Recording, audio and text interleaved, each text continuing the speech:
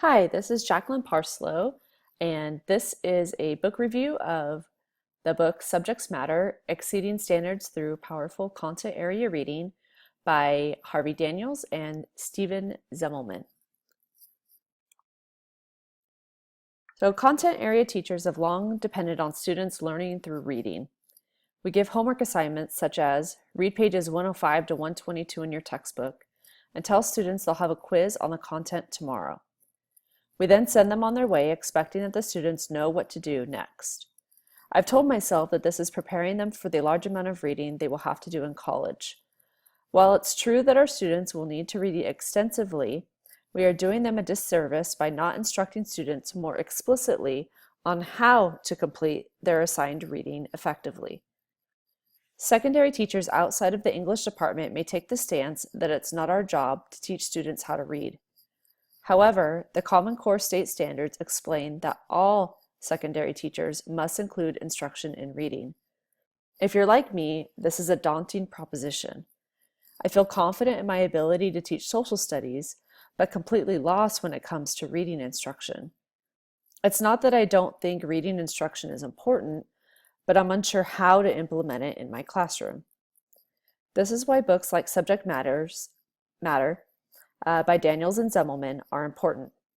The book gives a multitude of strategies that address pre-reading, during reading, and after reading suggestions. Each idea presented includes why you should use it, how does it work, and related citations to look into for further information. For the purposes of the rest of this screencast, I will focus on the strategies that I think are the most helpful. Most of them will come from Chapter 5 of Subject Matter, titled Tools for Thinking, but I will also highlight a few others as well.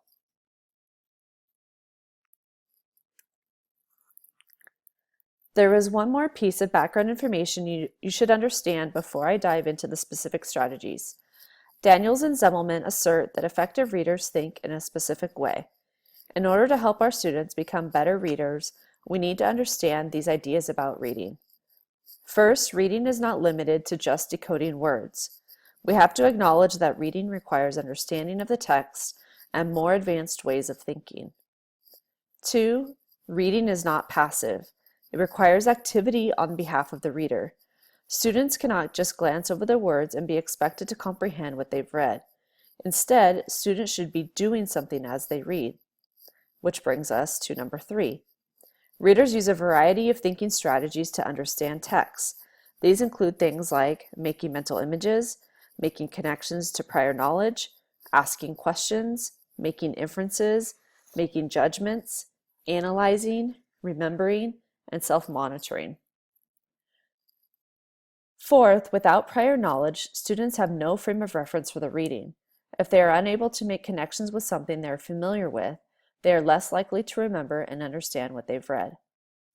And last, most of the time when we are reading informational texts, we do not read it once and expect to know and understand everything the text explained. Instead, we go through a series of steps before we read, while we're reading, and after we've read. This process is something that students need to be taught. With all of this said, the strategies that will be highlighted tie into one or more of the ideas listed here. If you've ever taught a child to ride a bike, you may know that the best strategy isn't to simply tell the child to hop on and get going.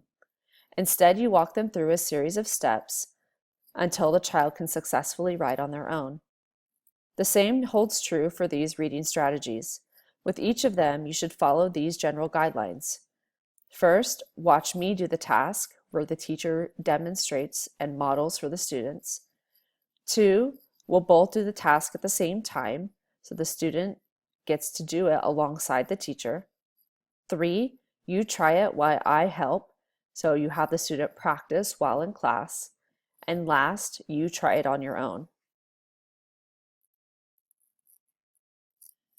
When you first begin to implement these strategies, the first step is to show students the Think-Aloud. This is a way to model what the reading process looks and sounds like in a competent reader. Essentially, you read a passage to students while pausing to highlight your thinking process as you read. The authors note that while demonstrating during a Think-Aloud, you may want to focus on only one or two strategies, such as connecting to background knowledge or asking questions. Otherwise, it may become a little bit overwhelming for students. Before you get started, let students know what you'll be looking for, such as saying something like, "I'll be looking for connections to information that I have heard before." You also want to give students a copy of the text and may want to give them a chance to read it on their own first. So how to implement this? As you read, pause at your pre-selected spots and change your tone of voice and/or look at students to let them know you're transitioning from reading to thinking. If you're using a document camera, you may want to jot notes in the margin that coincide with your thinking process. Repeat this process until the reading is complete. Once you have modeled, talk to students about what they saw, what stood out about your actions. Then give students the opportunity to try it themselves with a partner using another short text. This process should be repeated multiple times throughout the year, highlighting different individual strategies until you're all confident that students can do this on their own.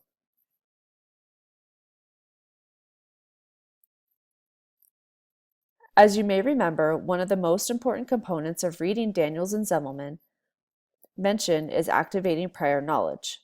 One way to do this is to show and discuss images related to the text they're about to read. Images have the power to capture student attention and create curiosity about a topic. This curiosity may, in turn, compel them to read. The first step is to implement this in your classroom is to choose a single compelling image or a group of images that relate to the reading. Like what I have here is a plane and Winston Churchill. I taught about the Battle of Britain today, so these would have been two images that I could have shown in class if I had my students reading about the battle. These images can come from a variety of sources, including Google, just making sure that the images are okay to use with copyright restrictions. You can see on my slide here I have the citations listed, and I made sure that these were okay to reuse. Museum websites, sites like Creative Commons and Photos for Class are all options. You will then place the images in a slideshow so that they are large enough for the class to see. Next, display the first image. When you put it on the screen, ask students to describe what they see out loud. Instruct them to speak as if they are talking to the screen. You may also opt to have students describe what they're seeing to a partner. Remind them to make inferences about what they think is happening, what do they think it means, etc. You will repeat this process for each image. As you get further along, also encourage them to try to figure out how the images fit together or are different from each other. After the last image is shown, hold a class discussion where you focus on the overall theme of the images and have them predict what the reading may be about.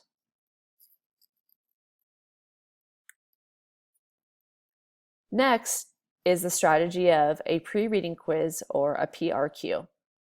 So pre-reading quizzes or PRQs are a means to activate students' prior knowledge, make predictions about the reading, and preview the main topics from the reading. The first step is to create 3 to 5 short questions that relate to the reading. The format is up to you. It could be multiple choice, short answer, true, false, but questions that are open-ended are even better. What you do next is up to you.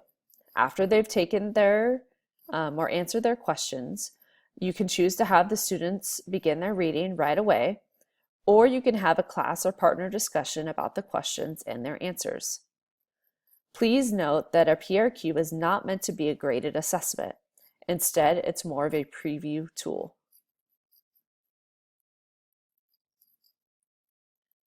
Up to now, these strategies have focused on pre-reading strategies. This next strategy is to be used as students read. So as they read, they should be making mental connections to the text. One common way to accomplish this is annotations, but another more efficient way is through coding by marking their text with symbols for various thought processes, such as what they find interesting, what is new information, and what they have questions about. The first step to implement coding text is to select a coding system. There is one shown here. So you can see the check marks, X's, exclamation points, question marks, etc. Called Insert that was suggested by Daniels and Zemmelman in the text. However, you're free to develop any code that will work for your subject matter.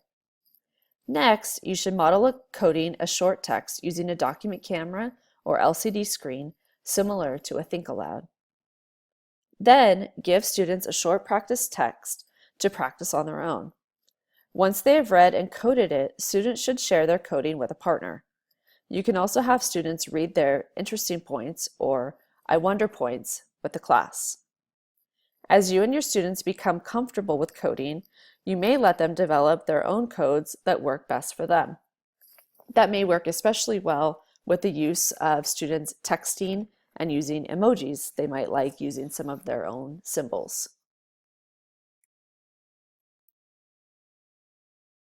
Most students today are on social media. This next strategy gives students a means to succinctly summarize text that they've read in a familiar format. So this is for after they've completed the reading.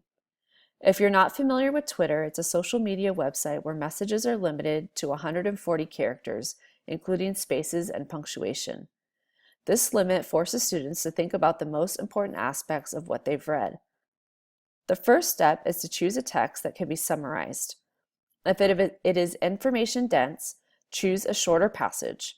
If it's something like a historical narrative, or novel, a longer passage can be used. After they've read the passage, they should compose their 140 character tweet on either their cell phone, a computer, or if you have to, a piece of paper works well too. Once they've written their own, they should compare tweets with a partner. Then, the partners should write a new combined tweet. The authors of the text indicate that this process helps students to justify their thinking and figure out the most essential information. Finally, have student pairs share out their tweets either by reading them or projecting them on the screen. Once all tweets have been shared, guide the class into writing one class tweet.